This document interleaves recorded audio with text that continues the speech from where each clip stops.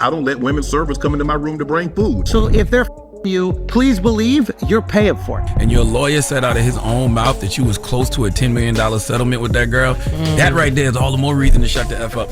How you at the gym and you let this 20-year-old damn near teeny ball look over y'all white bitch get cheap 50 mil. You offered a pink toe Tucker Wood 10 million. Charleston White came out swinging at Shannon Sharpe, and trust, he didn't hold nothing back. No filters, no fake smiles, just raw heat. After all the buzz swirling around Shannon lately, Charleston made one thing loud and clear. He's done being nice. According to Charleston, Shannon been sold out for years, and now the Hollywood machine tossed him out like cold leftovers. No respect, no loyalty, nothing. Charleston was like, how you go from TV king to gym memes overnight? The first shot he fired? That old quote where Shannon said he wouldn't even ride an elevator alone with a woman because he didn't want to get caught in no scandal. But now Charleston's calling him out. So what's this then? You got some young girl sprinting up on you at the gym like it's cool? He clowned him hard for that, like real hard. But that was just the beginning. Charleston didn't just wake up mad one day. He says this beef goes way back. According to him, Shannon always had a secret problem with him. She don't want to be treated like a grown woman. She just wants this big old black and let her be irresponsible. He trying to make her responsible and all that other. So now ain't nobody set that up. Man, yeah. And it wasn't no random shade either. Charleston claims there's deep drama behind all of this, like serious tension. He even said, I done offended and assaulted, comparing the drama to the Fresh Prince and the Barlers, like it's some wild family sitcom gone wrong. And oh, he didn't stop there. Charleston came for all the football players, called them big old dumb stupid men with zero chill. Even Deion Sanders caught strays. Charleston gave him no mercy. Charleston went in on Deion Sanders. No filters, no regrets. He straight up clowned him with zero hesitation, especially over that squeaky clean, perfect father image folks love to flex online. But Charleston wasn't stopping at Deion. He dragged Shannon Sharpe right into the mess too. He said both of them playing the same phony TV family act, all smiles and suits for the cameras. And that hit Shannon right in the ego.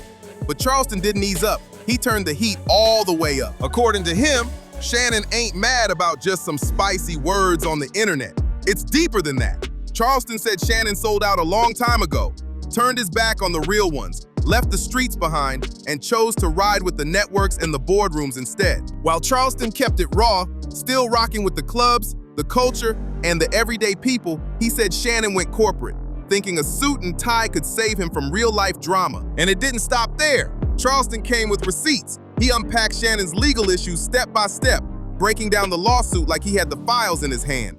Shannon's now facing a serious SA battery claim, and the woman, going by Jane Doe, filed a full-on 13-page civil complaint. But here's where it gets even crazier. Charleston pointed out that this woman, she ain't even the same one from Shannon's messy Instagram live moment last September. I don't think she lied. I don't think these white people sent this white girl to get you. I think you like raw meat. He live in a white community. He been around white people for over 30 years. Boy got a thing for white pussy. He like young white pussy. He really want a 17-year-old, but he can't. He a 18-year-old. This is a whole different situation, and Charleston made sure everybody heard it. Yeah, here comes another one. This ain't looking like some one-time slip-up anymore. It's starting to look like a pattern. And Charleston White, he called it out loud and clear. And guess who's lurking in the background again? None other than heavyweight lawyer Tony Busby, the same guy who's been gunning for the biggest names out there. Busby's already come for Jay-Z, Puff Daddy, and now Shannon Sharpe just walked straight into that legal war zone. Charleston didn't sugarcoat it one bit. He said straight up, Busby got a rep for targeting rich black men, and this time, Shannon didn't dodge nothing. He caught the whole thing clean. But Charleston didn't just stop at calling names. He started peeling back deep layers that most people are too scared to even touch. He said Shannon's mess ain't just about some personal choices. It's bigger than that. It's political now. According to Charleston, when you stay in the Hollywood game too long, you stop being a player and become a pawn. And now, he says Shannon's getting played hard. Charleston claims the folks running things at the top, they don't care how clean you try to stay or how loyal you've been. Once your name starts making too much noise or your look don't match their storyline, they replace you. fast. Charleston says that's what's happening right now. Shannon tried to play it safe. Buttoned up suits, clean image, always saying the right thing. But behind the curtain, they already found his replacement. And here's the kicker. Charleston said this whole legal mess got timing all over it. First the wild Instagram incident, and now this lawsuit with a powerful lawyer backing it. Charleston ain't guessing, he's calling it a full-blown setup. Charleston said they lining Shannon up, and the wild part, he don't even see it coming. Even with the setup looking shady as ever, Charleston wasn't handing out no sympathy passes. Nope. He clowned Shannon hard for thinking he was slick with it. Charleston roasted him for trying to flip the script and play victim after the mess already hit the fan. Dropping screenshots, getting all emotional online, talking about shakedowns like that was gonna clear his name. Charleston called that move straight up sad. Shannon pointed fingers at Gabriella Zuniga, aka Carly from OnlyFans, and her legal beast Tony Busby, claiming the whole thing was a $50 million setup. But Charleston, he wasn't buying a single piece of it. He straight laughed and said, "Man, you had no business even messing with a young girl like that. She had the game mapped out better than you." Charleston kept it raw and said, "Real ones don't move like that."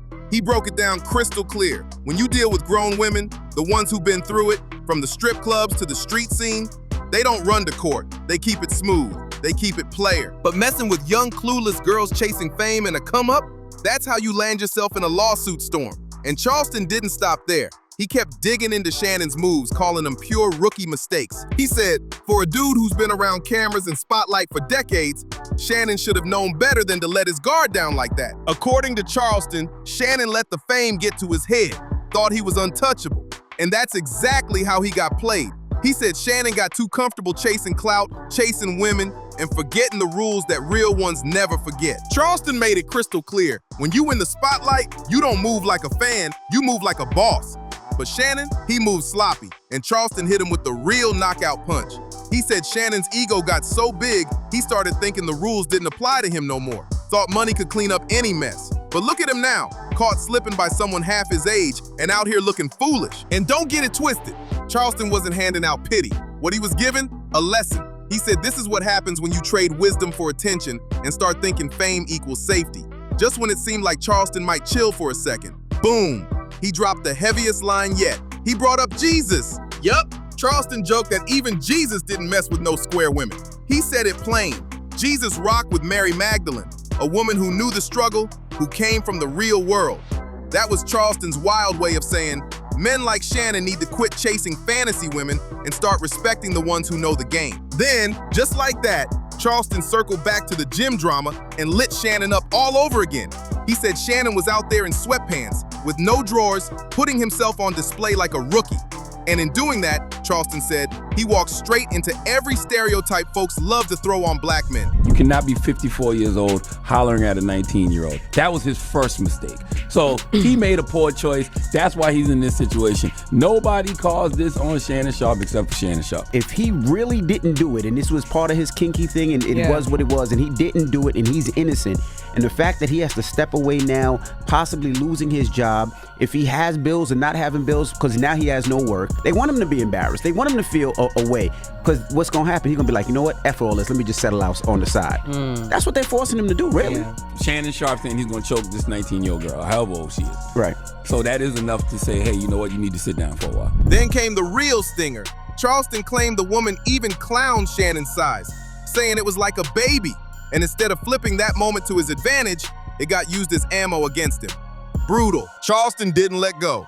He said Shannon lost touch with the streets, and if he had stuck with the ghetto girls, the real ones who know how the game works, he wouldn't be tangled up in no $50 million nightmare right now. And honestly, a lot of people feel where Charleston's coming from, because once you step out of the community and start rolling with certain high-power circles, the game turns cold-blooded, way nastier than most ever expect. Charleston kept the pressure on and made sure his message didn't get drowned out in all the noise. According to him, Shannon straight sold out, gave up his real roots for TV interviews, shiny suits, gym thirst traps, and schmoozing with folks who would flip on him the second it worked in their favor. And Charleston didn't forget. He called out how Shannon let dudes like Jelly clown him on their platforms. Didn't check it, didn't stand tall, just let it ride. And now that Shannon's down bad, Charleston said he's straight up laughing.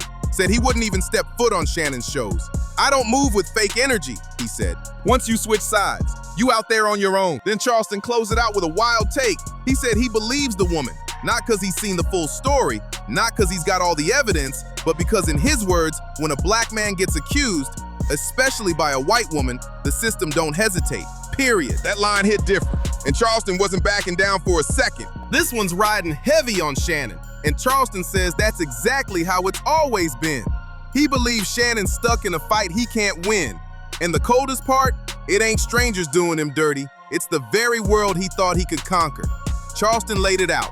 Shannon played by their rules, cleaned up his image, kissed up to the right people. And now, they flipped on him like he was never part of the crew to begin with. And then the internet lit up. One commenter said, "Shannon let the fame get to his head, thought he had the pass, but you still a ninja." That's how quick they dropped him. But here's the part that really hit. Charleston brought up the fact that the woman turned down $10 million. Let that sink in. She turned down $10 million. That ain't about hush money. She's going for the kill. So now the real question is, where do you stand in all this? Is Charleston just stirring up the pot like he always does? Or did he actually drop some real uncomfortable truth that nobody else wants to say out loud? We're locked in, watching every twist unfold. And if you came for that unfiltered heat, the kind of real talk nobody else is bold enough to deliver, then smash that like button, hit subscribe, and drop your thoughts in the comments below. And yo, don't keep this to yourself. Share this with somebody who needs to hear it. Catch you in the next one. It's already lined up and waiting.